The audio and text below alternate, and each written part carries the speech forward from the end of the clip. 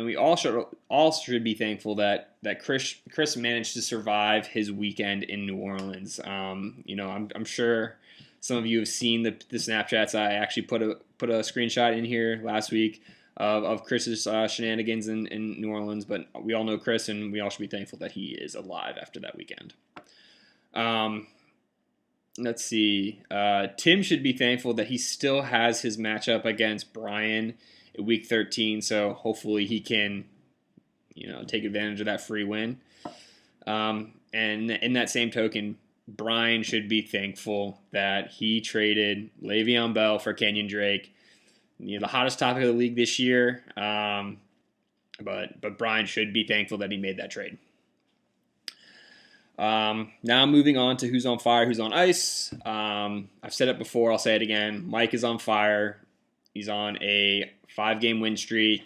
His team started off a measly 1-5, but he's managed to climb up to 6-5 since. He controls his own destiny in the playoffs. So let's see if he can win the last 2 games and get himself in the playoffs. For the team that's on ice, gotta go with T-Bone. Even though he's currently sitting in the top 4 of the standings, his team has put some pretty low numbers up the past couple weeks, and that simply aren't going to cut it in the playoffs. Plus a demoralizing loss to B-Bone in the Bones Bowl has to have him feeling a little chilly.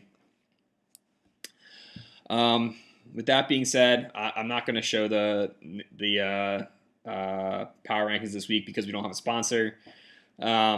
But I will leave you with this. I hope you all enjoy watching the Sanchez's return to the R words on the anniversary of the butt fumble. So, nothing but good juju there. And honestly, the rest of the Thanksgiving games are going to be ass this week. So on Thanksgiving, so really focus on enjoying that turkey and watching the Saints beat up on the Falcons. But anyway, enjoy Thanksgiving, and we'll see you on a video next week.